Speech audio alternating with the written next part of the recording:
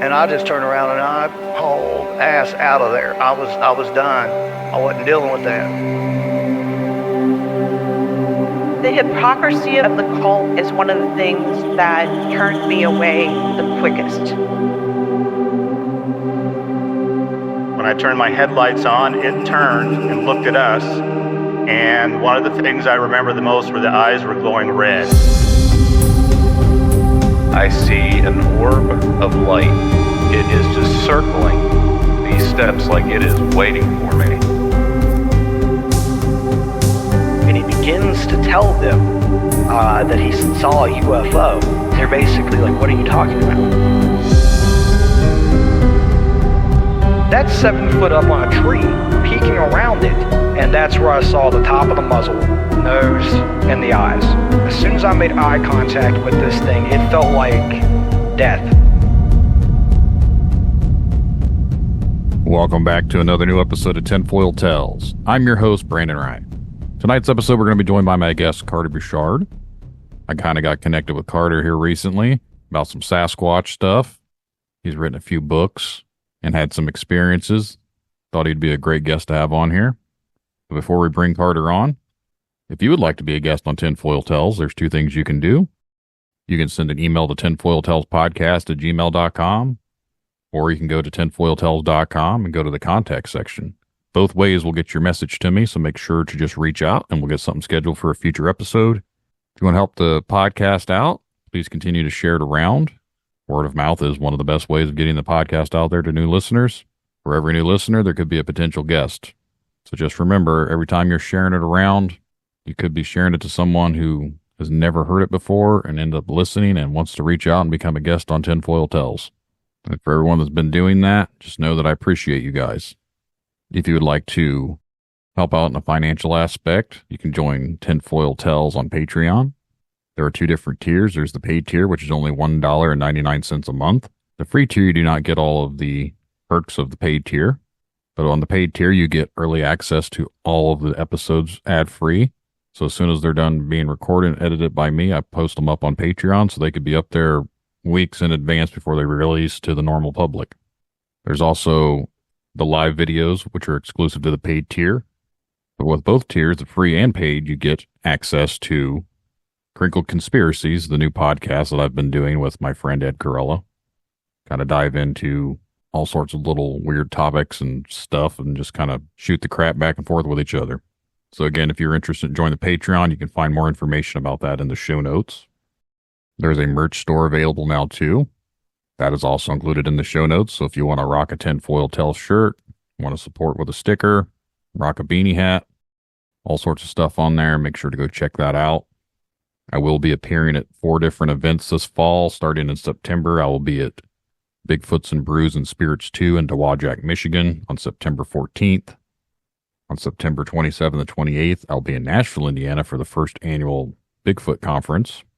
Both of those are paid to get in, so there are tickets available. You can find more information about the tickets on the show notes. In October, I'll be at 2 free events and also being a guest speaker. The first will be October 19th at ParaUnity 6 at the Miami County 4-H Fairgrounds here in Miami County, Indiana. And I will also be at the first annual Crawfordsville Paranormal Convention on October 26th. Again, both of those are free and open to all ages. I'll have a booth set up at every event that I'm going to be at. I'll have my recording rig, so if you have a story to share, just stop by the booth. We'll chit-chat a little bit. If you want to record, we can do that too. But I think now we're going to go ahead and bring Carter on. I'm looking forward to talking with him, and I hope you guys enjoy our conversation. So sit back, relax, and enjoy the show. I'd like to take the time to welcome my guest tonight, Carter. Thanks for coming on here and talking to me. Thanks for having me, sir. Appreciate it. Yeah, not a problem. Do you want to let the audience know a little bit about yourself? Well, sure. My name's Carter Buschardt. I've been researching Sasquatch for about 15 years. I've led 4 expeditions for BFRO. Last one was 2019 in Illinois. I've written 4 books on Sasquatch. I've had 100 reports published to BFRO. So And I consulted on two of the Finding Bigfoot TV shows, one in Kansas, one in Missouri. Mm-hmm. And I got into this. I started leading expeditions, and the very first one I led, I watched a Sasquatch just disappear in front of me, right in front of my eyes at night. I was on the thermal. I watched it. It didn't know we were there. We were sitting in the forest, quiet, waiting for some lost campers of ours, lost expedition goers. And I was just scanning the woods with my camera, my thermal camera, not recording, just scanning, looking for the heat signature of these people that were lost. Yeah. And I was going, oh my gosh, I think they're here. I see a big heat signature coming around the corner. Well, it wasn't them. There was a Sasquatch, and it took one step, and then when I realized we were there, it took the second step, and it just disappeared. It vanished like a flashbulb in front of my eyes. It just exploded. In fact, I could barely see. It was like a flashbulb went off. It was just gone. It just vanished. So at that point, I decided I am going to resign from the Ape Only Club, and I'm going to join the paranormal and quantum side, because the woo factor. I saw something I could not dispel. Yeah. And it's been that way ever since. There is a lot of weird stuff when it comes to Sasquatch. Like before, I used to think the same thing, that it was just kind of an unknown primate. But then if you start going down the rabbit hole of the woo side of it, with all the strange things that happen with it, the disappearing, the orbs, all sorts of stuff like that, there's a lot of strangeness that goes along with Sasquatch. Yeah, and most of my work has been with habituation families. So they've got the Sasquatch living on their property, and they're interacting with them anywhere from a year to up to 20 plus years. Mm-hmm. I'm monitoring 7 families right now, and they keep me updated. And there's orbs, UFOs, language, disappearing and reappearing. I mean, anything you can come up with. And I've vetted these people. I mean, I've put my reputation on the line as far as believing some of them almost blindly. But when you talk to somebody, you get to know them. You just know. And the thing is, with my witnesses, none of them want anything from me. They just want to be able to tell their story and what's going on.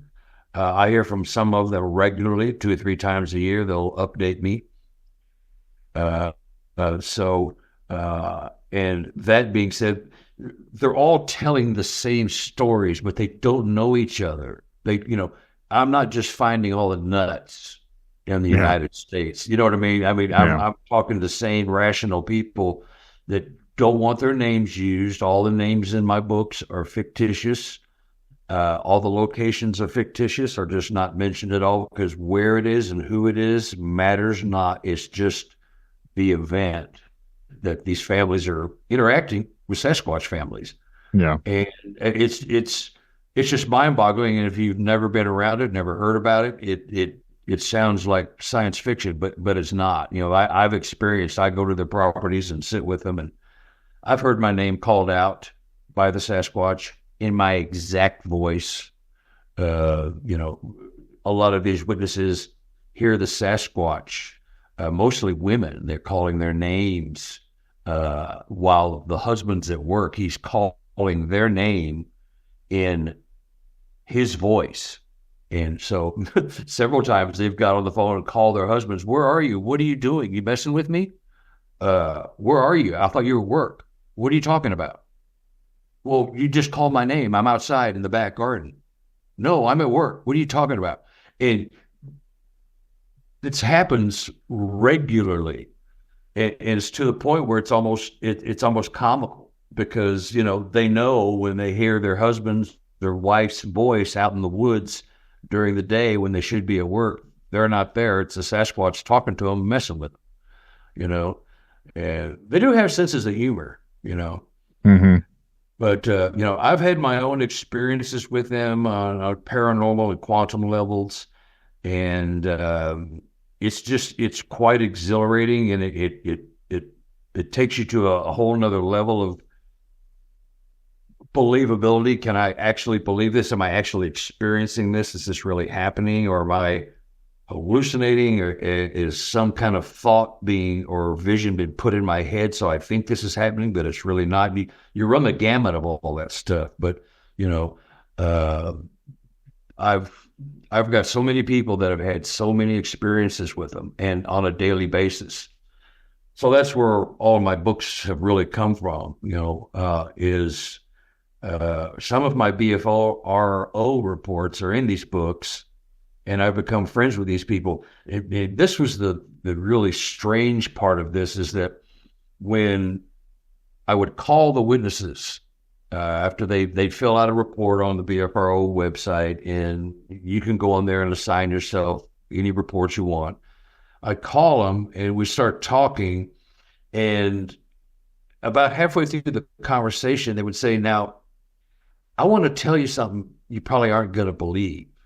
I've said, "Well, you've just been talking to me about your sighting of a Sasquatch, a creature that doesn't exist, according to many, and you're going to tell me something now I'm not going to believe? Well, bring it on, because I want to hear it." And this is when they get into the stuff that they don't want to tell their husbands, wives, friends, coworkers, because they're ridiculed. And this is the stuff where it gets into the paranormal, the quantum effects, the sci-fi part of it, where they can change their vibrational frequency and they will just disappear. They will walk into a tree and not come out the other side. Mm-hmm. They hear voices. They hear their names called. They hear chatter. If you're familiar with Ron Moorhead's Sierra Sounds, they're hearing the samurai chatter. That weird samurai chatter, and people don't know how to take that when they hear it, and they think they're getting pranked. I said, no, this is their chatter. And I often direct them to go buy one of his CDs in a little book, because have you heard all of that before? Listened to any of that? I've listened to it before, yeah. Yeah, it's gibberish, but it's a language. I know Scott Nelson, his linguist, and I know Ron. He did a foreword and a commentary in my first book, and so I got to know them. And he doesn't know what language it is, but it is a spoken language, because it has the breathing patterns and the pausing and the enunciation, and there's a back and forth, and they are talking to one another, and to three of them talking at the same time. So they do have a language. They do communicate. They have skill sets that we can only imagine. We may have had them long ago before we got lazy, invented things to do things for ourselves. But that's been the inspiration from my books. Mostly is the events that people have shared. I've had a couple of incredible sightings and or communications, let's say, and I can go into one of those if you'd like. Yeah, go for it. Okay.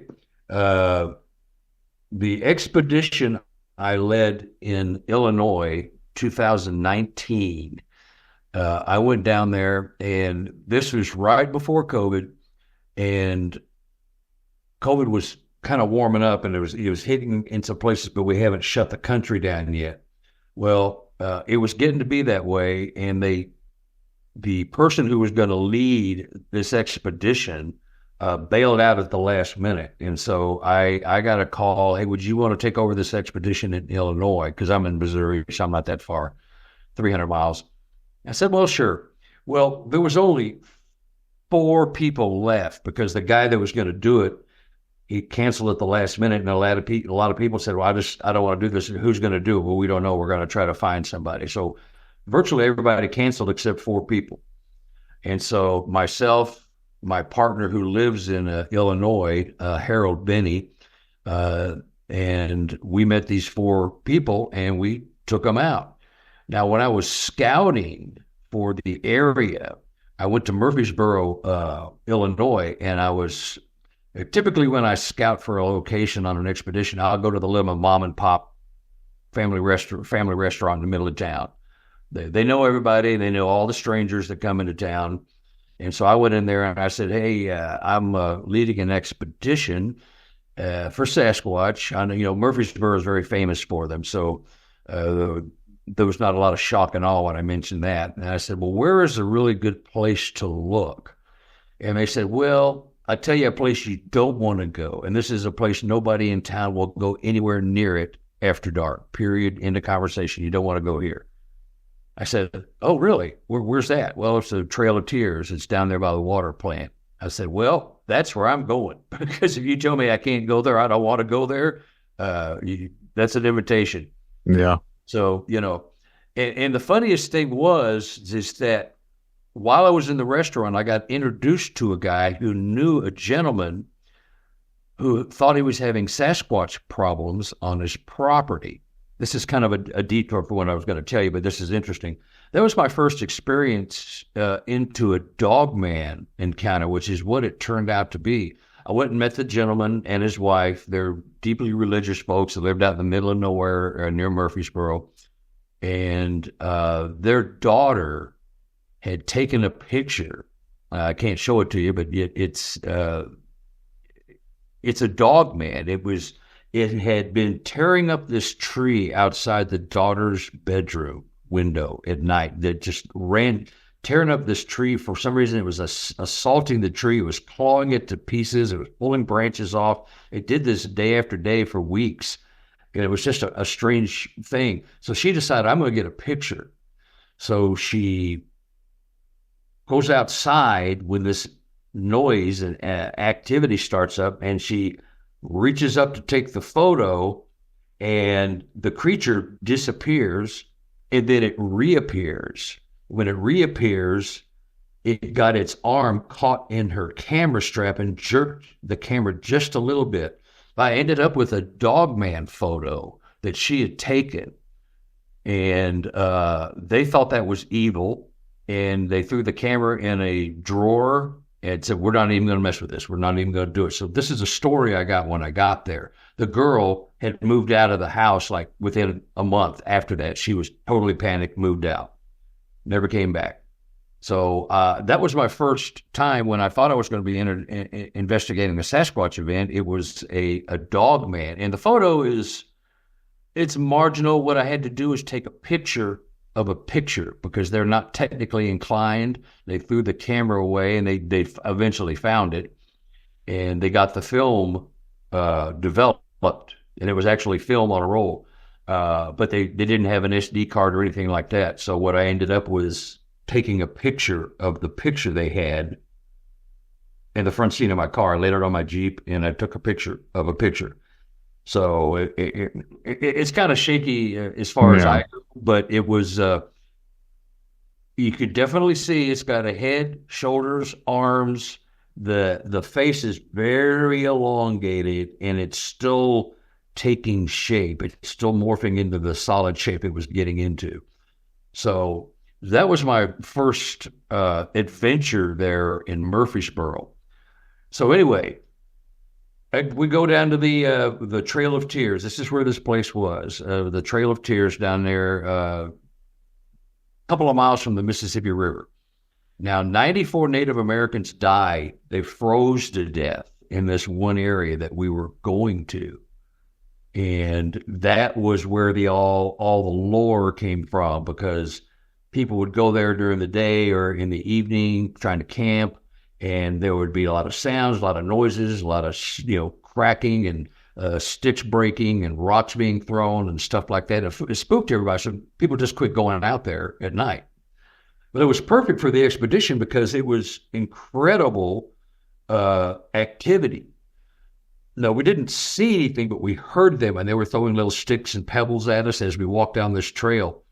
Now, my friend, Harold, he'd had a couple of strokes. He's had cancer. So he couldn't go all the way down this very nasty ravine. So he stayed in his truck in the parking lot while I took the 4 people down this ravine, because this is where everybody said, you don't want to go. So that's where we went. So we go down there, we have all the activity. We ended up casting 4 or 5 really nice footprints. There was a lot of activity. We just never saw anything. You could hear them huffing and puffing and grunting, but they were up above us about 20 feet up this really high embankment because we were down this rut, kind of a ravine kind of thing that went downhill about 100 yards. And so we went there and we stopped at a log. There's this big log that was kind of blocking the trail. We stopped there. Number one, it was just getting late, and I had a woman there who was somewhat panicking, and I didn't want to have her running off into the woods at 11, 12 o'clock at night and trying to find her, you know. So we went back that night, but we had a great activity, and the vibe was really awesome. So we go back, and the next night was a Saturday night, and that was the first day of hunting season. And I went down there during the day to check our casts from the prints we'd cast. We left it there overnight so they get, dry and hardened. And I see guys up in the trees with their hunting blinds. I say, well, we're not going to have any action tonight because they're going to be shooting guns all day, and that's going to run everything off. Mm-hmm. And that's exactly what happened. We got there that night, and nothing happened. Not surprising, but they'd already had a great time, and they were delirious with joy. They had a great time. It was a great expedition, really. And so everybody went home. Well, I got home. I called Harold. I said, I really like that area. I want to go back next year, same day and time that we were there this year, and see if it still had the same vibe. And he said, that's a good idea. So, and then the next year, 2020, COVID had hit. So everything was shut down. The little family restaurant I used to go into, it was closed. Everything, you know how it was. You couldn't do anything. It's horrible. But I went and met Harold. We camped on our old campsite, and then we drove to the location of the expedition, and we walked down this ravine. Now, he couldn't make it all the way, but he made it further than he did the year before. So that was a positive step. He's healing up from all his illnesses. So when I get down to the log where we all stopped, because it was just a good stopping point, on this log was 5 rocks on one end of the log, a long pointy rock. I wish I could show it to you, but it's a long pointy rock, which represented me. I'm the expedition leader, and there's 4 rocks behind me. At the other end of the log was a round, chunky rock, fat rock, and that represented Harold, who had been there, but he wasn't there. In other words, they were recognizing, they knew who I was, and they were already waiting for us. They had already put the rocks out as a welcome, telling me, hey, you came back. And Harold's rock was at the other end because he was there, but he wasn't there because he stayed in his truck. And the night after that, he stayed at camp. So I'm looking at this, and I'm suddenly going, oh my God, that's me and the 4 expedition goers, and the other side is Harold, who was there but wasn't there. They were signifying that they knew who I was in my expedition. They left these rocks as a gift. And nobody had been down there because it's really treacherous. Nobody goes there. So, I mean, it was, I don't believe in coincidences in my field of endeavor. So this meant I had made contact. We had made contact. And so I'm freaking out. I was ecstatic. And I called Harold on the phone and tell him. And then I called my wife because I'm about to head out. And I called her and told her because I was all excited. I could hardly even talk. And I was telling her what happened. And she goes, well, when did this happen? I said, well, it had to have been like last night sometime because we got there the night before, but we didn't go down there because it was too dark and nasty and nobody was out.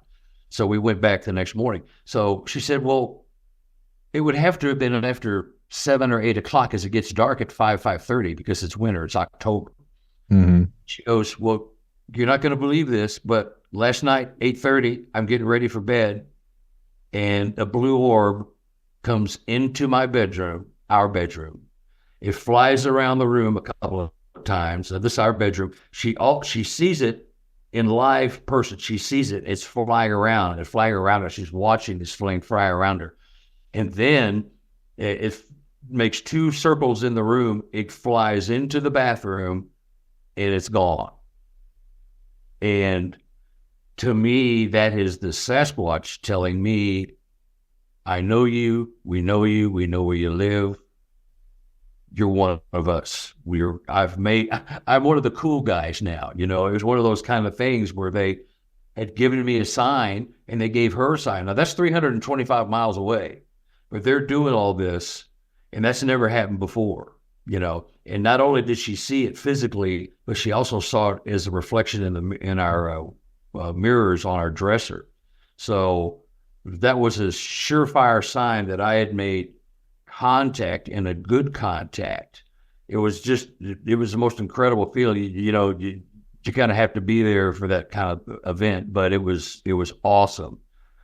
And so later, 6-8 months later, my wife and I don't sleep real well, so we meditate, listen to meditation music and stuff like that, so we can drift off to sleep.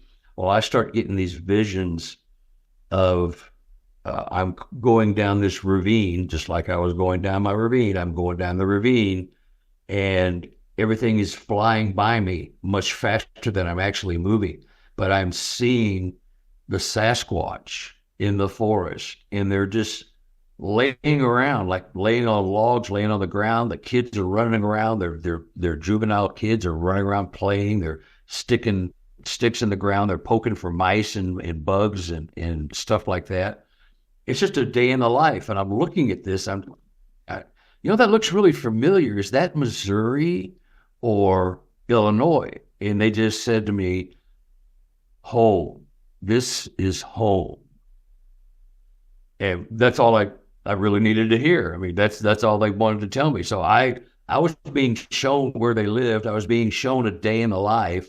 And I've had this vision probably 4 or 5 times. It just comes at random periods of time whenever there's no event that makes it happen or not. It just, every now and then they'll contact me. So that was an event that got me on the path of full-blown, we're not going to this dumb ape in the woods, physical only, that has no other skill sets. I'm full-blown baptized now that this is really happening to me. So I get back and talking to the wife, and I'm in here working on my books and my reports, and I've got all these photos and videos and stuff. And she kind of walks by the desk and goes, "Well, I'm glad you have a little hobby to make you happy there, honey. I'm, just kind of patronizing me, kind of not." And I said, "No," she kind of pat me on the head. It just, like a husband and wife would do. She's just messing with me, but it still gets you a little bit. She's trying to get under my skin. And so I said, "You know what? Why don't we go to one of my research areas? I want to take you camping, and I want to take you to an area that I have a lot of activity." And when you say something like that, nothing happens. I'll show you. And so you get there, of course, nothing happens, Well, so this area that I research a lot and have had a lot of activity is in Ellington, Missouri. I won't give the exact area, but it's very, very squatchy. It's got a lot of activity there. And so coincidentally, the first time I led that expedition and that Sasquatch disappeared, that was my research area. That became my research area. I've been there a dozen times, and probably 90% of the time, I see or feel or hear, or all three, something there, because that's their living room. They live there. I know they live there. I feel it. I know it. And so this is their home. So, and again, this is another ravine, but you can't drive down there. The Missouri Department of Conservation got tired of rescuing people on their 3-wheelers and 4-wheelers. So they barricaded it off with a gate. So I had to back my car up to the gate, and we got out, we left it there, and we're walking down this long ravine. That's about 100 yards to where I want to get, which is the curve where that Sasquatch walked in and realized we were there and had vanished. So that's where I was going to take her. Well, after about 20 yards. She's going, okay, I'm done. I'm creeped out. I don't know what's going on here. I'm done. I'm creeped out. I don't know what's going on here, but I believe you. Everything's good. I want to go back to the car. So we're not going back to the car. Everything's fine. What you're feeling is the heebie-jeebies. We're in their living room where you're feeling their presence, their vibration. You're feeling it. And she goes, well, I don't know what it is, but I don't like it. I need to get out of here. I said, look, the car's just right up here. I shine the light where I parked my car. My car was not there. I said, where'd my car go? And she's going, what do you mean? You're shining your light on it. I'm looking where my car should be, parked right behind this big metal gate, and it's not there. I said, where's my car? She said, are you messing with me? She was we started kind of squawking at each other because she thought I was messing with her. And so I said, look, we're going down here to the bottom of the ravine and we'll stop there. And I shine the light down there and there's my car where it cannot possibly be. There's my car and it's backed in like I had backed it in originally where I really had first parked it. So she's going, what do you mean? There's nothing there. There's no car there. What are you doing? You're messing with me. I said, no, I'm not. My car, how'd my car get down there? I'm all confused. I shine my light back up to the top where it should have been. It's not there. She's going, okay, I'm done. Give me the keys. I said, I'm not giving you the keys. You're staying here. You're staying with me. So we go back and forth through this for about 5-10 minutes. And I finally realize the Sasquatch are jacking with me. They're showing Mr. Smarty Pants researcher how we work. And they were showing me what they could do, make me see something that wasn't there, make me not see something that should be there. And this lasted for about 10 or 12 minutes. And then finally I said, I shined my light back up where the car should be, and there it was. So for 10, 12 minutes, they had me seeing something that could not possibly be because there's no way to get my vehicle, my SUV, down. I mean, it's just impossible. It's just, I was being made to see something. They were it was either mental telepathy or just putting an image in my head. It could have been using infrasound to make me hallucinate. I don't know really how they did it. But it was an eye-opening event because it tells me they do have these skills, and they were showing it to me in front of my wife, who did not see it because she was seeing the car where it always was, and I was seeing it where it couldn't have been. So I was hallucinating something. She was seeing it where it always was and thought I was going nuts or I was messing with her. Just mind-boggling. But they can do that. They did that. And so we drove back to the other campsite where we were camping, and we talked about her all night. And she was flabbergasted. She realized I wasn't messing with her, that I truly was seeing my car somewhere where it was not, and where it was gone. And so she knew I was being sincere because I was getting agitated, and trying to figure out how this was happening. And that was my first real experience with telepathy of any kind. And it was awesome. I mean, it was fantastic.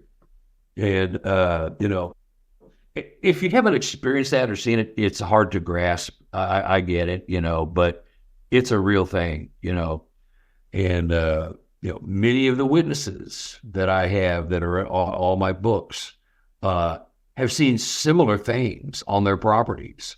They all vary from property to property. I've got them in Washington State, Arkansas, Illinois, Missouri, Oklahoma, two families in Arkansas. But the people are living in harmony with the Sasquatch on their property. And it's just, it's a fascinating story. Are you out of Indiana? Yeah, I'm from Indiana. Yeah. Is that where you're at now, or? Yeah. Yeah. I'm here in north central Indiana. Yeah. I just got a story. I talked to this guy even last night. Lake Monroe. You know where that's at? I've heard of it. I'm not exactly sure. Yeah, Lake Monroe, Indiana. It's Army Corps of Engineer land. Look it up. But they just moved it. This family. It's a dude, his young fiance, and their 6-month-old baby. They just moved into a property, and almost immediately the Sasquatch were banging on their walls, peeping in their windows, banging on the outside of the house, throwing rocks and sticks, howling, grunting, all kinds of stuff. They had no idea about Sasquatch. They just had zero idea about them at all. They'd heard of them, but were not experienced and really weren't even sure they existed. So they get a call. They call me. I get a call from them. And they got my number from a guy who I do a lot of shows with. And I talked to him, and turns out this house had been abandoned for about 20 years. It had been empty. And the Sasquatch took it over as theirs. They started living on the property, not in the house, but on the property around it, living under the deck, because you could see nesting areas down there and all that kind of stuff. And they had no idea. I mean, they just had zero idea. Well, it had been empty for 20 years, and so the humans are now the interlopers. They're taking over a piece of property that the Sasquatch decided was theirs because the humans are gone. Mm-hmm. And so, but they moved into they were totally freaked out, totally flipped out. And so I call this guy, and he's on the ceiling. He's like hanging on the ceiling in his living room. He's totally freaked because they're walking around the house. He's hearing them. He's seeing them. He's got some pretty good pictures of them, considering that he's, scared to death. But they can't decide if they want to live with that or move. And that's the other end of the habituation thing, is a lot of people, when they discover that these creatures are living on or near their property, they don't want them there. And if they're not going to leave, we are. And so that's where they're at, like right now. This has only been going on for the last week. Might be a dog man out there. He sent me a photo. It really, really, really looks like an upright dog. I mean, it's fairly clear. It looks more like a bearish snout, but it's got black ears, a pale grayish, brownish face, and a black body. It's a weird coloration, very, very strange coloration. So, and I've told them, if you want this to stop, get some motion lights, get you some trail cameras. You need to go outside and talk to them calmly. Don't scream, and just say, listen, you're scaring my family. I need you to stop coming over and banging on the house and looking in the windows. You're frightening my newborn child and my wife and my fiance. So could you all please stop? And that actually stopped most of it right there. It just ceased. And then, in talking to him, he had bought some motion lights, security lights, and he just hadn't put them up. Well, now he put them up. So now the security lights are on, and he can still see the Sasquatch walking around the property at night, but they are staying just outside of the light when it hits the ground. They're staying just past where the light is hitting from the side of the house. So they won't go near the house now. So that problem was solved. So now he's trying to determine if he wants to be a habituation person, because I went through that with him in great detail, or does he just want to pack up and move? And that's their decision to make. They're fascinated and they're scared to death at the same time. It's kind of a conundrum. But, I've been through that before, where the people just don't know if they really want to put up with this. That area that you mentioned, I actually just looked it up. It's not too far from Nashville, Indiana, which is actually where the first annual Bigfoot Conference is going to be at in September. Oh, really? Yeah, the Indiana Bigfoot Research Organization is putting it on September 20. Right. I think it's the 27th 26th and 27th. I got it right here. Yeah, 27th and 28th. I'm actually going to be there for a vendoring. I'm going to have a booth and stuff set up with my podcast rig. But cool.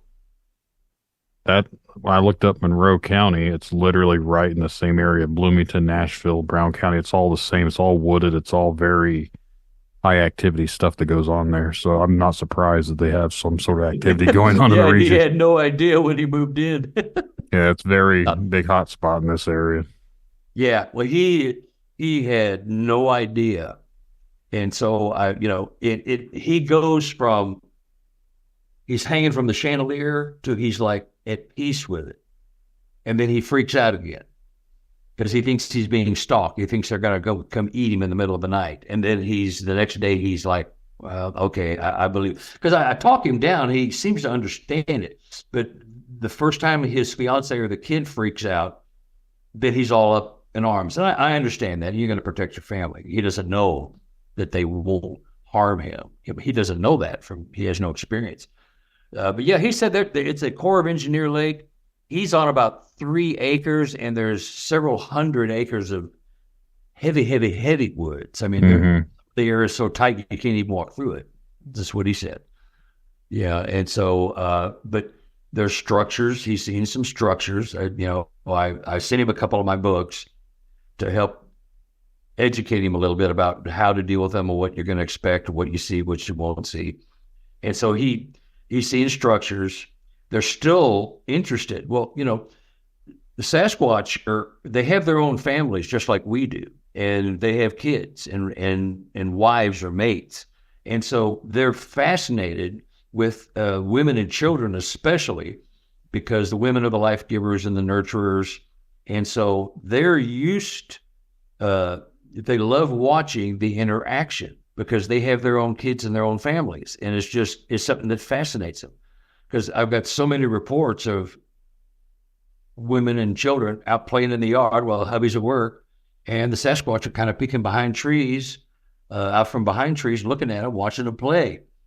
Sometimes a ball will go into the woods and a ball gets thrown back out of the woods into the backyard where the kids threw it by accident. Mystery ball return, no charge. Sasquatch is a service they provide, I guess, But it's the interaction of all of these humans and Sasquatch, and it's done mostly peacefully, He asked me, what about guns? I said, if you're hunting wastefully, if you're just shooting at animals to kill them, they don't like that. If you're shooting at a deer just to cut the head off to get the rack and you leave the body there to rot and the food goes to waste, they don't like that. They're trying to get you to show love and respect for your fellow man and take care of the planet and take care of your woods and where you live. And that's the kind of families that they're attracted to. So that's the gist of the habituation thing. And there's so many stories. I've sat on the one family that's been there over 20 years interacting with these beings. And I called out one night. I was sitting on the porch. This is what they do for Friday night. Instead of going to Redbox and getting a movie and some popcorn, they grab some popcorn, 6-pack of beer, put it in the cooler, sit on the front porch, and they talk and play with the Sasquatch back and forth over about a 25-yard area. Well, they hear them, and they'll be throwing stuff back and forth at each other and calling out, and then having the calls return in the exact voice that it was called out in the first place. They mimic anything and everything. And so I sat there with them. These people welcome me into their homes and let me experience what they're experiencing. And if I hadn't, I'd probably believe it anyway, but had I not experienced it and heard my own voice coming from out of the woods, spoken by a Sasquatch, you wouldn't believe it. They can mimic anything. They can mimic automobiles, owls, dogs barking, cars, you name it, owl, anything. They can mimic anything. Cars driving down a crunchy road, the pea gravel crunching under the tires. They've mimicked that. A car door slamming, they've mimicked that. a car starting and stopping. They mimic that. It's an amazing display. I experienced a bunch of that stuff up in Iowa on a private expedition. If they can mimic everything like that, and you said they had the ability to make you not see where your vehicle was, what are, like, to get down to the nitty gritty of it, like, what type of creatures could possibly have this capabilities? Obviously, we said before they have some sort of otherworldly elements to them, but a lot of people like to throw out that biblical term of Nephilim because of the stuff that they can do. And I don't want to say that one way or the other because I don't necessarily subscribe to any of that. But yeah, I don't either. You know, well, it is strange though. Yeah, it is. It is very strange, and it's very Star Trek and otherworldly. But there's a book out by Lloyd Pye. I don't know if you've ever heard of it. No, I'm not familiar. Pye. He's got a book out called "Everything You Know Is Wrong," and it's theoretical, but it's been written down in history. The things I'm about to tell you that are in this book. So it's called Everything You Know Is Wrong. And he's got another book, a follow-up book. It's called Everything You Know Is Still Wrong. So in it, he describes the Anunnaki from the 10th planet, hundreds of thousands of years ago.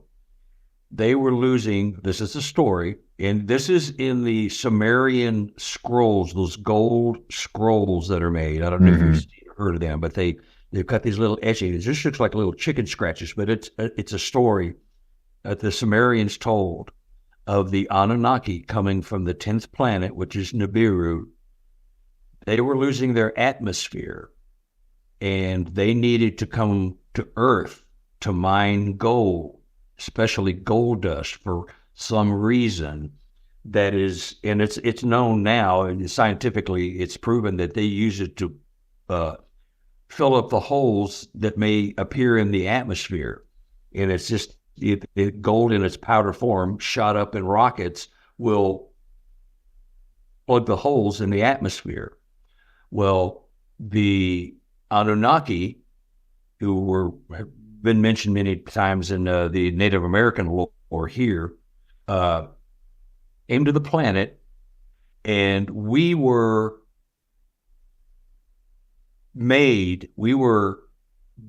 bred with the DNA of the Anunnaki and the Sasquatch who were already here. They kept intermingling until they bred us down to what we are now, the hairless humans. So us humans, were bred from their DNA to be slave labor to mine the gold to help them save their planet. And then when they left and everything was done, we, hairless humans, and the Sasquatch were left here. And that's a story of how we became the humans. It has nothing to do with the biblical thing, which is, everybody and their mother knows, the Adam and Eve and the story and all that. Well, Adam and Eve both had belly buttons and everything that's ever been painted and portrayed with them. And, well, you can't have a belly button if you were created from nothing. Where's the umbilical cord? Who's the birth mother? So, the biblical story has holes in it, as everything does. I mean, you want faith, and I understand that we need a faith and a religion or something to believe in to give us faith. There's better things for us and ahead of us, and I get all that, but that is where supposedly us humans came from, and the Sasquatch have been here all this time. They've been here for millions of years, hundreds and hundreds of thousands of years. So the stories go. And we were created from them to mine the gold, and this is how we became who we are now, the white hairless humans.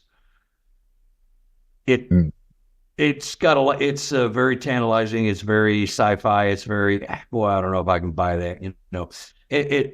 My problem is with our educational system is that for the first 18 to 22 years of our lives, we are told how the world is, how to see the world, what exists, what doesn't exist, what cannot exist. There's no UFOs. There's no Sasquatch. There's no ghosts. Oh, wait. The government was lying. There is UFOs, So all these things they tell us and teach us and cram down our throats in school, well, you just go about your life believing it because you respect your elders and they're teaching you. You don't know. They're teaching you things you don't know. So this must be how it is. And you just go about your life and live it, Well, until you have free thinking and an open mind, then you start questioning some things. Well, I don't know. That sure looks straight. You start questioning things. And that's where we have the open minds now. But, you think about it. If you're told as a 10, 12-year-old kid, there's no such thing as UFOs. There's no such thing as Sasquatch. There's no such thing as ghosts. What do you get? You go to school, you go to church, the social media, the government, the schools, they all tell you how things are, and the teacher grabs a book, gets his paycheck, and he teaches you from a book, from a curriculum in high school, junior high, elementary, whatever. And so you're told how things are. And so you're going to doubt when anything that goes even left of center a little bit comes into your view. You go, well, that can't be. That's a bunch of crap. That can't be. Well, why do you know? Well, because that's what my priest told me. That's what my teacher told me. That's what my friends on the internet told me.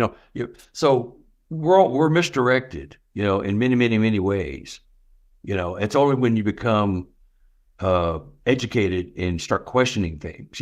And now, of course, the heat was on with the government. 4 years ago, 3 years ago, the Tic Tac videos came out, and they finally had to say something. So they threw us a bone. Well, these are not ours. We didn't make them. We don't know who did. They're not earthly made. We'll get back to you. And so we've heard nothing. There's no updates really from that. I don't expect there to be.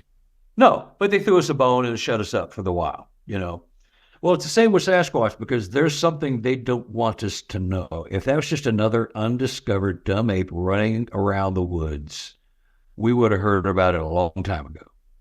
Case closed in the conversation, on to the next undiscovered animal.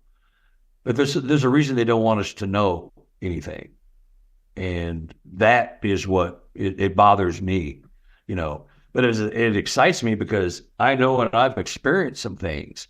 So if I've experienced that, and I'm a sane, rational person, I'm not a BSer, there's no fiction in any of my books. I don't titillate. I do any of that kind of stuff. It's all like real stuff. So what do you do with that when you come up with this conundrum where you've got to go left or right? I can't believe what they're telling me. I can't believe what I'm told. I can't believe what I read, what I hear. So what do I do with this now? I think I believe this. But you're telling me it can't be or it isn't be. I'm wrong. So what do you do? So there's our conundrum when the believability of Sasquatch, period, whether it's a dumb ape or a long forgotten ancestor of ours, long before we got here. It's a dilemma, but I love the dilemma of it all. I mean, it's fascinating that we go through all this. Mm-hmm. And so that's my stance on that. I will believe something a little far out, like the Lloyd Pye story, because it is written. They didn't hoax stuff 50,000 years ago. When a caveman saw something, he drew it on a wall. Yeah. That's my internet. There's a Sasquatch. There's an alien. I drew it on a cave wall with some red pigment. Well, that's my Facebook page. This is how I see life. That's how they documented stuff back then. Yeah, I mean, and no matter what tribe, Native American, indigenous tribes up in Canada, anywhere, every country on the planet has a word for Sasquatch. Virtually everyone. Almasty in Russia. The Yowie in Australia, Yeti in, the Himalayas, Sasquatch, Yeren. I mean, there's a name for them, Mm-hmm. And Africa has many, many names for them. So what do you do with that? I mean, it's not make-believe. You know, people are hoaxing now because we have the technology to hoax, because everybody wants to be somebody. Look what I got. I got a picture. I got this and that. So, but what do you do with that? When you see that, you're hit with it. You're torn. You're an intelligent human, and you're going, did I just see that? How can this really be happening? Well, it's really happening. They're just telling you it can't be. Doesn't mean it's not. They're just telling me, well, you're not seeing that. It's a deer. It's a guy in a ghillie suit. It's a bear standing on his hind legs. It's somebody pranking you. It's anything but a Sasquatch. Yeah. The bear thing. The bear thing gets on my nerves a lot. Oh, it's just insulting. No. And so, what do we do? I mean, I'm eating up with this. I've written 5 books, 4 on Sasquatch, and it's just like, this is really happening. And I speak at probably 20 or 30 conferences a year. I do 50 or 60 podcasts a year. I'm booked every week with people wanting to hear this, and they're starting to come out of the woodwork and go, I believe this. And people are sharing, experiences with me. You've heard some weird stuff. I know you have. Yeah. So some of it's crazy. There's the lunatic fringe out there. I get that. But some of it's not crazy. Some of it's real stuff. Have you yourself had an experience of any kind? Yeah. That's why I do my podcast, because something happened in 2007. I used to be very skeptical, but seeing something crazy makes you either think you are crazy, or you look into it to figure out that you're not crazy. It's just what I said. So isn't that weird? It's awesome, really. And it takes you down a path you weren't even expecting to go, No. And it got me too. And, my wife has been there and experienced it with me. She saw the orb here. I mean, I don't even need to make it up, because it's happening. My wife has experienced it, with that orb come flying through the house.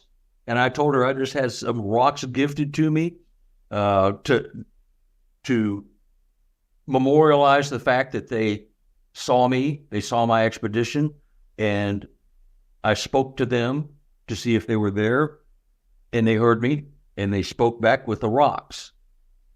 I wish you could see this book cover, but it's pretty interesting. But it's just like, are you going to go through the rest of your life going, well, maybe I am crazy. Maybe I didn't see this. I might be crazy, but I know what I saw. Yeah, see, exactly. So you can't, once it's happened, you can't take it away, and I've never tried to talk myself out of things. I've seen a lot of bizarre stuff, and I know it's for my benefit that I am shown this, so that I can share my experiences with the people that are sharing their experiences with me, so I can make them feel better and more comfortable telling their stories. If you got a story to tell me, just tell it. Don't pull any punches. Don't save anything because you think I'm going to think you're nuts. Because you're not nuts. No. I mean, I'm not nuts. Brandon's not nuts. You've seen and experienced it, and you know it. And I don't spend too much time trying to convince people, because I've got a lot of friends that are not in this field, and they think, yeah, Carter's the weird one. Yeah. And that's okay. I feel sorry for him, because one day, hopefully in my lifetime, our lifetime, the government will come clean. Because we got far more things to worry about than what a Sasquatch is. Our planet is on the verge of self-destructing if we don't change our ways, with pollution and our racism and hatred and war and all the things we're doing, just causing turmoil on our planet. This is the very thing they don't want us to be doing. And they're trying to get us to get away from that. But we, humans, we think we're the boss of everything, and we're going to own everything. If we don't like it, we'll kill it, because that's what humans do, or destroy it. So it's Maybe that's the reason they don't want us to know about Sasquatch and other weird animals like cryptids like dogmen and stuff, because maybe these things are such above what we are. We can't control them. They can't kill them. And that's why they don't want us to know about them, because it's something the government hasn't been able to weaponize, monetize. Yeah, and I believe that totally because, with the UFOs, they have taken everything they could weaponize, monetize, and militarize. And now that they've done most of that work, that's when they throw us the bone with the Tic Tacs, because they've got all the technology that's at their disposal right now. They've got plenty. So they can throw us that bone, and depending on who you talk to, the Tic Tacs are either built by us or built by them and given to us, or they're teaching us how to fly them or what have you. But, that's why I think they threw us that bone, because they've got everything up out of that just about that they can. So we don't need that secret anymore. We have plenty of other secrets. So I think that's why they threw us that little bone. It's kind of insulting, but it was nice at the same time to validate your beliefs, if nothing else.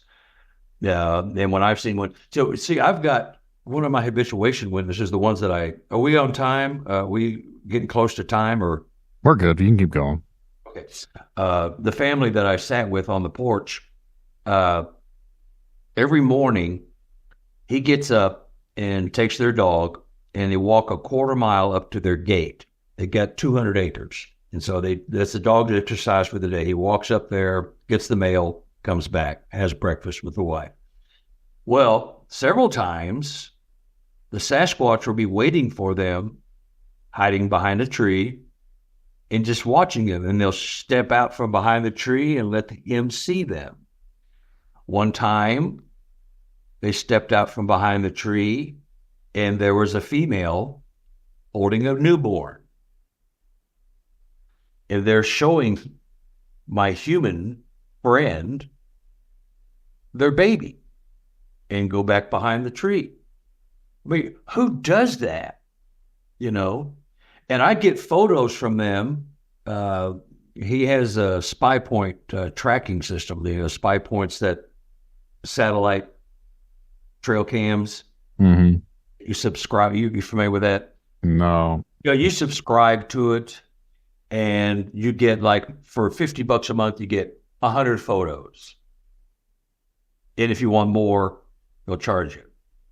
But it's a satellite-based thing, and it's pretty good stuff, but it just takes random pictures.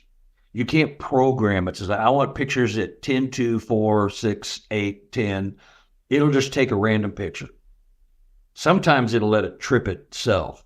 But about 4 or 5 months ago, he sent me a photo, and it's a juvenile Sasquatch backlit by the rising sun. And behind the juvenile is a parent standing behind it, towering over it.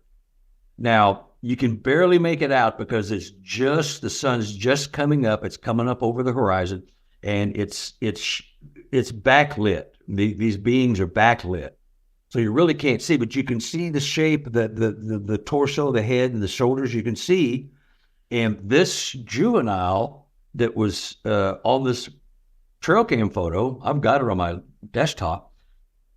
I think it might be the juvenile he was shown about 4 or 5 years ago. That's grown up, but the Sasquatch is letting them see his family, letting him see their children.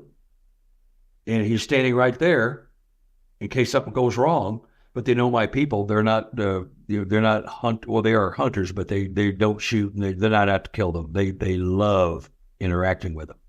So, and I've got this video. I mean, it's not the video. It's the trail cam photos. And they have orbs. They have UFOs on their property. They've seen orbs right before or right after a Sasquatch sighting. They've seen UFOs right before or right after a Sasquatch sighting. They've seen Sasquatch right after or right before a UFO sighting. Some of these craft are like 100 yards long. It's like this long, giant thing that just flies over. It takes forever to fly over your house. It's just this long, cylindrical object, like a long baseball bat shaped thing, a cigar shape. And so this happens at their home all the time. And they're just simple country folk. You wouldn't know, if you were standing next to them, you'd have no idea that these people are interacting with Sasquatch and UFOs and orbs. I mean, it's just a crazy thing. A lot of people don't even want to talk about it because of that reason there. Everyone's going to automatically say they're lying or crazy or something. It's the stigma. Well, it's a stigma, and it's because you're told that these things can't exist. So if you're telling me they exist, there's something wrong with you. Yeah. You know, you probably, you cut back on the gummies or something, because you're seeing stuff that doesn't exist. How do I know it doesn't exist? Because they told me. They taught me in school. Oh, Yeah. well, gee, that's a solid, foundation for a belief system right there. The educational system. Anymore, we're just here to dumb people down. Yep. You're right on that. So that is the gist of my research. I mean, I've got all kinds of stories and events, but I mean, you've got the gist of it. People. You want to talk about your books before we wrap this up? If you want to. I've got 4 books. It's called Sasquatch Evidence of an Enigma, 1, 2, 3, and 4. Mm-hmm. And they're all true stories. Some of these are actual reports from BFRO. Like I said, I've had 100 reports published to BFRO, so I got permission from them to put them in the book. Mm-hmm. Like I said, all my locations are fake. All the people's names are fake because that doesn't matter. And you don't want nuts piling in a pickup truck with a couple of rifles looking around for a Sasquatch. Well, I know all those people live. He just told me. So, so it doesn't matter who they are or where they are. It's what they're all experiencing in unison. They're all experiencing the same things. They're interacting on a variety of different levels. So I've got 4 books, and you can order them from me at Sasquatch. It's sqexplorer.com is my website. sqexplorer.com. That's my website. Real easy. I'll put that in the show notes. Huh? I'll put that in the show notes for anyone listening. Yeah. And if you want to email me at sqexplorer@gmail.com. I'm very creative that way. See, Keeps it simple. That's all I can. That's the extent of my memory. So I just went ahead and just used the same name over and over and over until I can't anymore. But if you want to buy the books, they're autographed. They're full color, nice paper.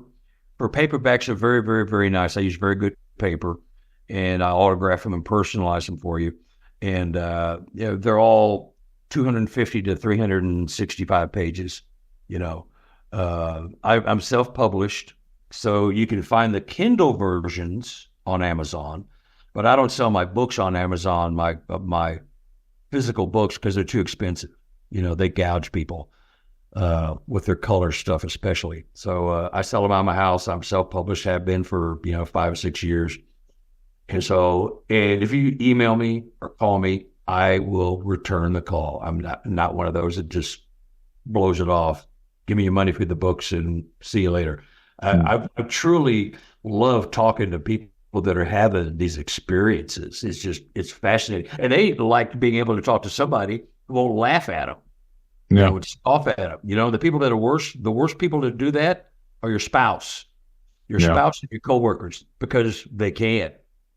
And they know you'll keep coming back. The reason I didn't talk about what happened with me is because I actually experienced something with a coworker, and when we got back to work, and I was trying to talk about what I discovered by looking on the internet, people started laughing at us, and the other coworker didn't want to talk about it, and he got mad at me for bringing it up because he didn't want people thinking he was crazy too.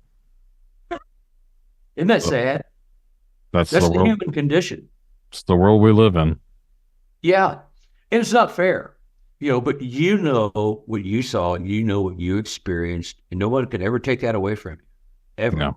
You can't be talked out of whatever it is happened to you. Nobody can talk me out of what happened to me, and people are gaining strength. It's a slow process because people have been used to just keeping it secret and not saying anything. And some of these people have been sitting on this for 10, 15, 20 years, and they're so relieved. Some of them would just burst into tears. It's just, I'm so glad I could talk to you. Thank you so much. But, and I'm nobody. It's just, I'm a voice. I'm 2 ears and 2 eyes. I will listen to what you have to say, and I'll give you ideas as to what you experienced. If we can't explain it away, then you got something, and I love it when I can't explain it away, As much as I tried to explain mine away, I never could. You can't. You can't. Just like the thing with my wife, I couldn't explain that away, and she was there to see it. And then she saw the orb, and she's going, and she's a sensitive. She's an old Nebraska farm girl. She's seen ghosts, and her childhood home was haunted. She's not new to this.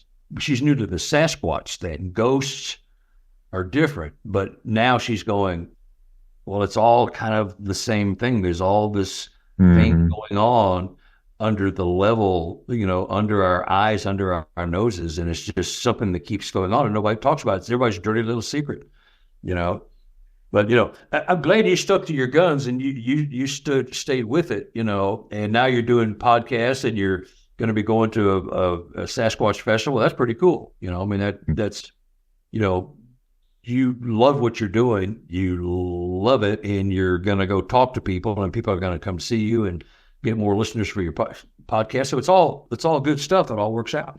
Yeah. That's why we do this. I wanted to give people a place to come and talk about something that I felt like I could never talk about. So. Exactly. And that's when I do conferences, it's the same thing. I'm a speaker there, so I'll speak, in return for my booth space, I speak, and then I get my free booth, and so it's 3 or 4 day conference, whatever it is. But people come up to me all the time. They go, oh my God, give me a card, and I will hear from them. Every time I do one of those, I hear from somebody, just like you probably will. You're going to hear from somebody. So I've got 4 different conventions. I'm speaking at 2 of them, and I've got 2 different Bigfoot conventions. I'm doing this. Everything's in September and October, so I'm looking forward to that. Yeah, I'm going up to Reno, Nevada, to speak at a conference with Dave Scott, Space Time Radio. I don't know if you're familiar with him. I've heard of it. I'm kind of his Sasquatch guy. He's out of Canada, and we become good, tight friends. And so I'm going up there to speak at he does a big party for Spaced Out Radio, SR party. He does one every year. And so I'm his Sasquatch person. Nice. And he has psychics and mediums and, UFO people, and he has everybody under the sun, How this show is too. Huh? How my show is too. I literally have all sorts of different cryptids to UFOs. I've had psychics. I've had astral projections. I've had all sorts of people. Well, maybe sometime in the future, the 5th book I wrote, I know you can't see me, it's called Baptized by Abduction. I was abducted when I was 7 or 8 in Dallas, Texas. Me and a buddy were riding our bikes, and we ran a stop sign, and this car just blew by. We felt the wind, and we thought, how did this car not hit us? It should have hit us. Well, it wasn't a car. It was a craft. It was a UFO. I've been regressed 7 times by 4 different regressionists. And it's all real, true stuff. And I've got a book out on that. Do you know Dolores Cannon? Yeah, I know the name. Okay, yeah. Well, she took me under personally twice. And the other women that took me under were her students. She's like the John Mack of UFO abductions and regression hypnosis. Yeah. Along with, what's his name? The artist. I've spaced out on his name. I do this all the time. He's a painter, and he is out of New York, and he has been interviewing. He passed away too. John Mack got killed mysteriously in London. Car hit him after he came out. But anyway, so she took me under twice, and this stuff happened to me. I mean, I had implants. I was taken to Saturn. I was taken to Machu Picchu. I was taken out of my bed, and all these dreams I had as a kid, I thought they were just weird dreams where they weren't weird dreams. I found out by accident I had been abducted. I'm 72 now. I found out by accident when I was 53 by going to a hypnotist with my wife and another couple to see if we had past lives. And when I went last, I started sobbing uncontrollably, talking like a 10-year-old boy. Oh, leave me alone. Leave me. What are you doing to me? Stop. What are you doing to my friend? And they're all just standing there with their jaws open, including the hypnotist, because she had just got her license. I was probably the third or fourth person she'd ever had, and she gets an alien abduction. It's kind of funny. We're friends now, but at the time, she had no idea what to do. I mean, she was brand new to the field. But I may have been visited as recently as 2019 here at our house. But I've been taken, I don't know how many times. But that's a whole nother show for Yeah.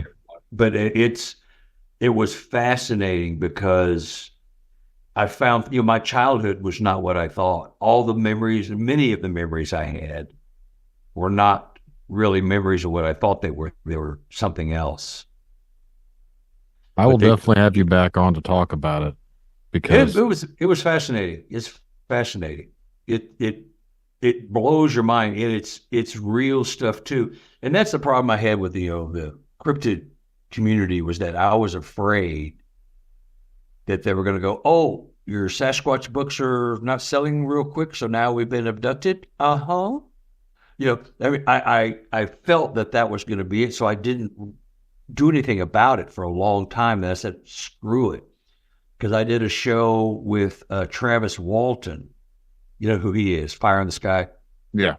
His booth was next to mine. We got to talking. I told him what happened, and he goes, "What the heck are you waiting for? Tell somebody. Tell the world. You want everybody to come to you and tell you all their stories about Sasquatch. You've been abducted by aliens. You need to tell those people those stories too, so that those people will come to you and tell you stories." And I've been approached by many investigators under the condition of anonymity that I want your book.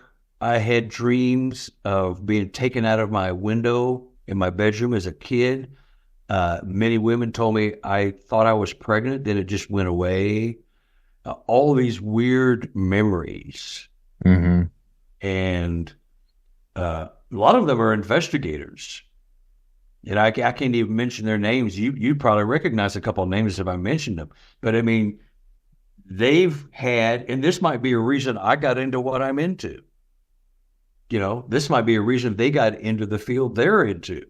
Mm-hmm. Which is, Sasquatch research is what I do. And I only found out about this 20 years ago. You mentioned you didn't want to bring it up to the cryptid community. What I saw was something very similar to this. You mentioned Dogman, and a lot of people say, I saw a Dogman. I say I saw an upright walking canine because it didn't have the humanoid figures. It didn't have the hands or anything like that. It had normal dog features. And I wrote, like, the first chapter is literally like what happened. And then I turned it into a fictionalized story. And I've told people, like, basically the guy's a podcaster. I interview people. It's about me, but it's not about me. I wrote this last fall. Yeah. And I turned it into a horror story. I used my own experience and I made a fictionalized story out of it. Well, people think that, well, if you made that up, if you can write a fictionalized story, you're making everything up. No, I wouldn't have ever wrote anything had I not experienced that. Yeah.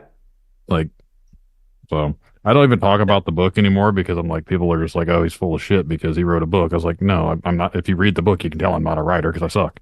It's like, Yeah. Well, I've actually got pretty good at it, but it was the same thing for me. I was concerned that I would get a bunch of crap mhm. cryptid community because it's a very nasty, cutthroat community, as if you probably don't already know. No, that. I'm fully aware. You know, everybody wants to be number one. Everybody wants to find the body. Everybody wants to get that dog man. Everybody wants to get, this kid I was telling you about up in Upper Indiana. Hmm. He sent me, I've got a picture that it's bizarre. And it's pretty clear. It looks like a bear standing up, but it's got black ears in the face. I mean, and he says, I think it was a dog man. He's got pictures of other pictures he sent me. I'm still kind of playing with them. I mean, he just dumped like 14 pictures on me. When you said the whole bear thing, that's why I mentioned earlier, because people are like, oh, you saw a bear. Well, we don't technically have bears here in Indiana, not at least that I'm aware of. And Black bear, maybe. 4 have been reported sighted since 2015. Only 4 in Indiana. I think that's the And southern mostly- part. Yeah. And I'm in the guy- north central part. Yeah, and my witness, who I told you about him earlier, he says they only really come through seasonally, like they're passing through where he's at.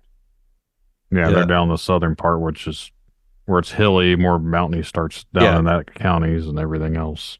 But I looked at the conservation site. I looked at a couple other, Googled, and there's only 4 or 5 reports of black bear since 2015 in the whole state of Indiana.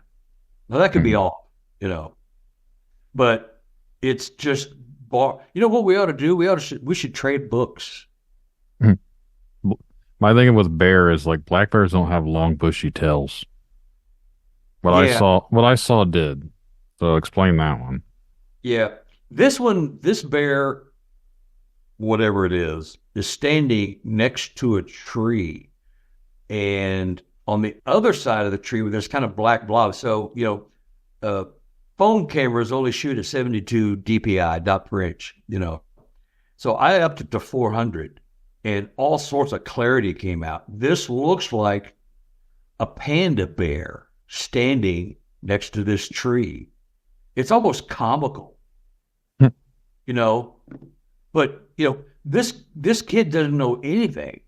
He was petrified. He was freaking out. He's ready to pack his fiance and kid up and hit the road.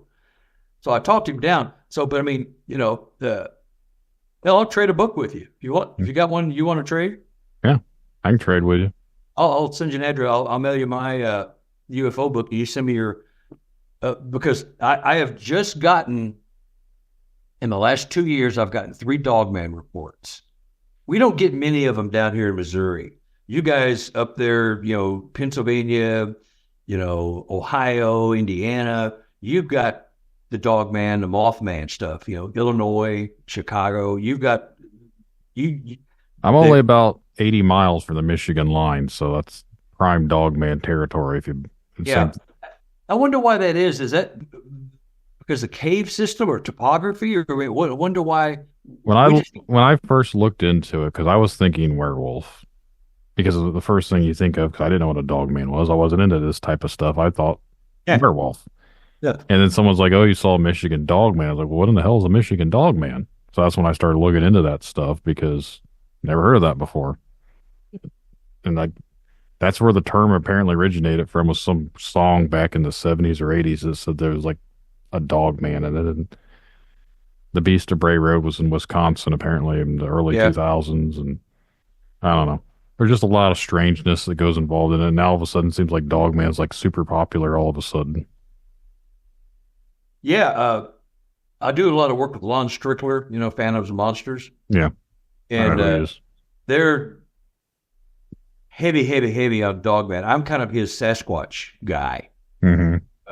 But there's not a lot of need for me because they are so inundated with the Dogman and Mothman and Pale Whites and Slender Man and some of the other more obscure, beasts, creatures, whatever, beings, whatever you want to call them. And so, but I get several of his reports a year, and they're all pretty stimulating. I mean, you listen to it, like this guy was just totally flippant when I got him, and like I said, I talked him down. But I might send you the photo. I'll just have to make sure I get permission. I might send you this photo and just see what you think of it. It's interesting. Yeah. If he's from Indiana, you can always mention to him that I'm not too far from him. I'm only about like an hour and a half away.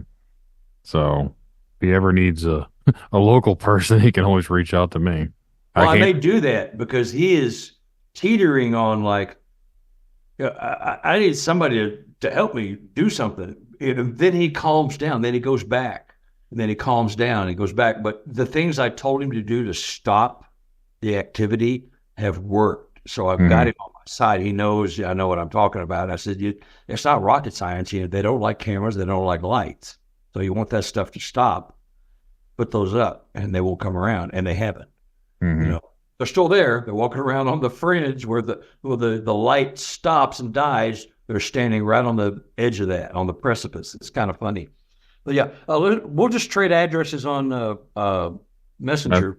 Yeah, that works. I'll send you this because you might find it interesting, or maybe one of the other books. I've got you can't see me, can you? I can see you. Okay. The fingers in front of the camera. Yeah, that's a trail cam. I've seen that picture before. Well, I've posted a lot because it's my third Sasquatch book. This is the preacher checking his cameras. The time is 3:12 and 36 seconds. The time date stamp is right here. Yeah. On the Sasquatch hand, 3:12, 40 seconds. It was 4 seconds behind him. He never saw it, never sensed it, never heard it. I think it just appeared. It bumped the camera. You tell me which one you would rather have. I'll send one of either. I'll take your abduction one. Okay, it's something else. I'm bearing my soul. There's no photos. It's just all, I took all my tapes, transcribed them to a USB adapter. I plugged it in to my Word program. I got it to type it all out, and then I had to go back and correct everything because all how that works, but the dictation. But that's how I wrote this book, was my 7 abduction tapes, including Dolores Cannon. Okay. I loved her. She was awesome. She got right to it, man. She didn't jack around a bit. She got right to it with this was what you just said. This is like the first, I think I picked like 12 different interviews that I had done when I first started the podcast last year. That's how I knew how to make the book. I took the transcripts and I just had it like transcribed from the audio. It did all the writing for me, and then I just went through and just put it in like book form, and then I had Amazon print me off a book of it because I thought it'd be cool to have my own book. Yeah. And then the reason I wrote my fictionalized thing is like I went on Reddit, and I never even talked about my experience on my podcast at this point up until almost a year ago now. And I'd been doing the show for over a year, and I never talked about it, but I went on Reddit and I wrote what happened, and someone started critiquing how I wrote my story. They're like, "Oh, you didn't describe what happened." Like, I was like, I wrote what happened. Like, this is true. This is really what happened. I wasn't writing a book. And then it clicked in my head. It's like, you know what? I'm going to turn it into a book. And then that's what I did. And then I ran it through like these chat bots to format it and everything, 'cause I don't know what the hell I'm doing. It changed words around and stuff, and I didn't realize that till after I had it printed. So I'm like, now I feel like I didn't write because literally anyone ever questioned me, I was like, I'll show you the book. I wrote it all on my phone in notes, and then I just emailed all these things to myself, and I put it in Word, and I just did it that way. That's how I did it. That's pretty much what I did because cassettes are a dead medium. I've got 7 cassette tapes, and so I bought a cassette player, just a little portable cassette player, and it came with an adapter for a USB port. Mm-hmm. And so I could just take something like this and plug it into that and let the tapes play. Then I could plug it in here to my Word program and let it, just play, and it would type it all out. Well, of course, there's, interpretation and phrasing and all that's off. So like you, I went in and just cleaned it all up and got it. But that book you just showed me, it looks like about 400 pages? More? This one, I think 300 and a little over 360. Yeah. See, this one here is 366. So it's about the same. Yeah. I said the one that I wrote myself that's actually like everything I wrote, it's only like 150. But I literally wrote it over a 4-day span. So Yeah. I hyperfixate, so I start something, I just sit there and keep doing it until I'm done with it. So yeah, that's kind of what I do. I don't like to make time for things, but when I do, I get them done. Yeah.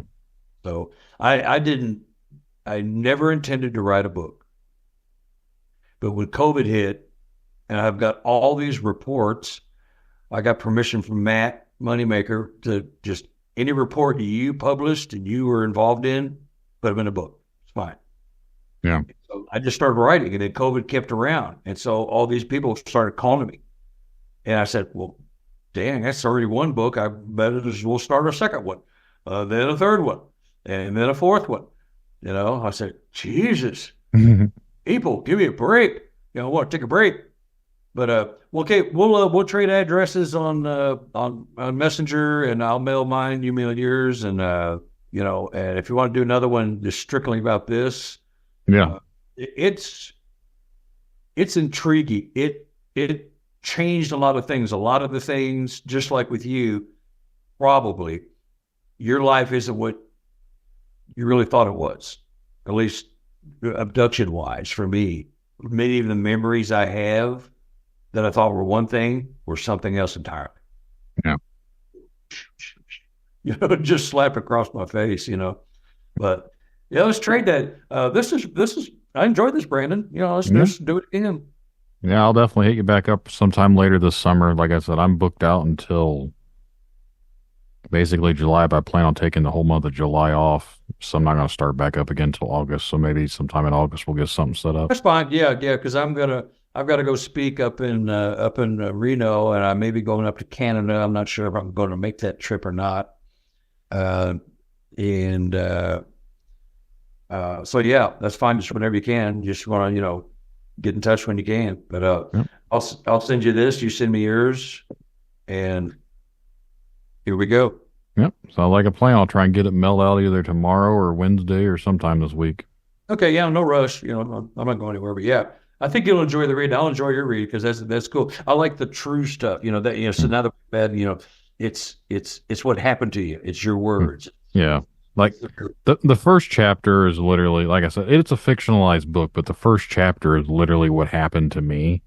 And then it's about a guy named Brandon, and he starts a podcast, he interviews people, but he starts looking into this dogman stuff, and it just goes from there. Like it turns into like a horror story. But like the very first chapter is literally what happened to me. So, and I've told people that too. I was like, it's not a true story in the sense of what is, but it's influenced from my personal experience in life. Sure. What's the Sasquatch thing you're going to go to? It's the first annual Bigfoot Conference, the Indiana Bigfoot Conference, September 27th and 28th in Nashville, Indiana. 27th to 28th? Yeah. Nashville, Indiana? Yep. I never knew there was such a thing. It's a little town that's actually a really cool place. It's very hilly, very squatchy areas, and Yeah. Nice little town. They got set up a bunch of shops and everything. It's in Brown County, Indiana.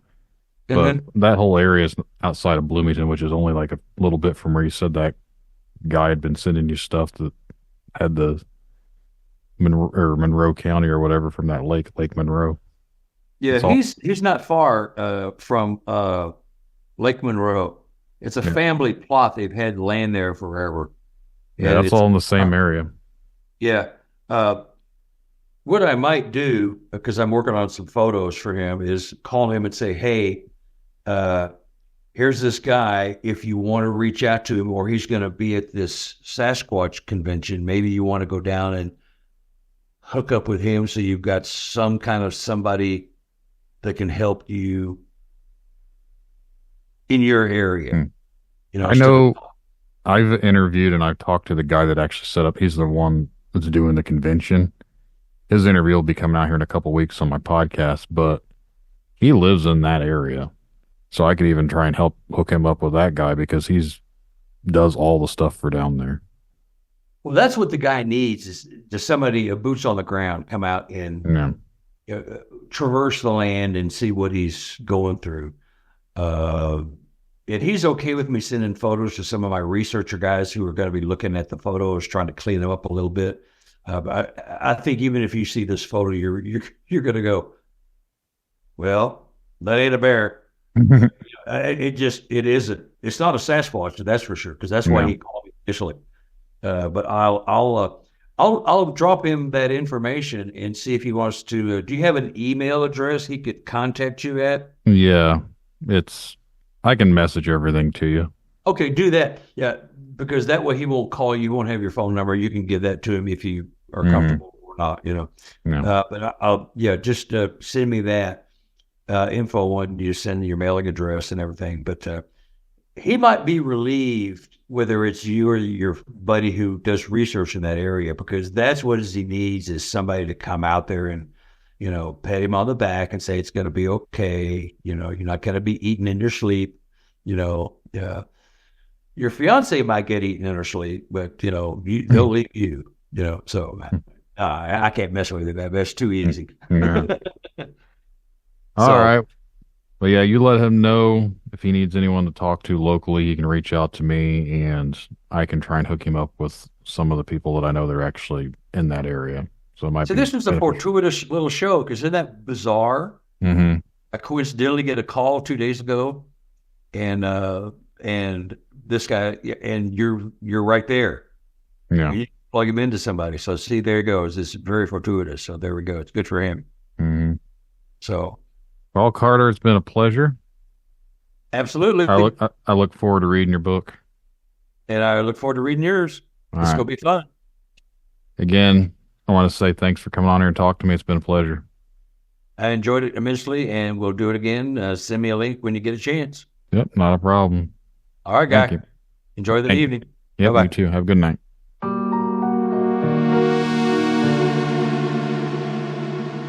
And that's the show, everyone. I really hope you guys enjoyed the conversations. If you would like to be a guest on Tinfoil Tales, remember to send an email to tinfoiltalespodcast@gmail.com or go to the contact section of tinfoiltales.com. Just get your message to me. We'll get something scheduled for a future episode. And just remember, the truth lies in the stories we share, the connections we make. Stay curious, stay open-minded.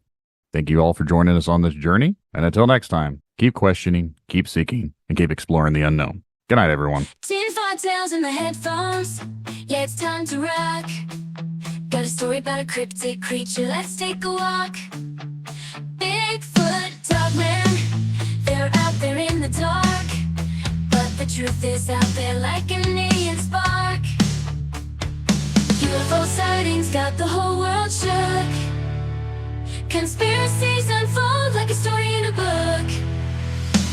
Media control, trying to keep us blind. But I'll be fool, gonna use my whole mind. In history, they don't want us to know the secrets they're hiding, the truth they won't show. Dominate our society, they keep us in chains. But standing tall, it's time to break the reins.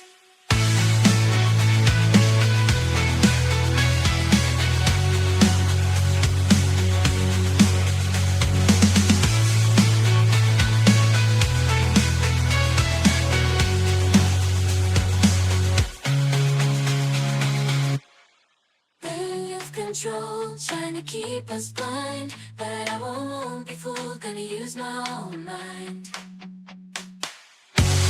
In history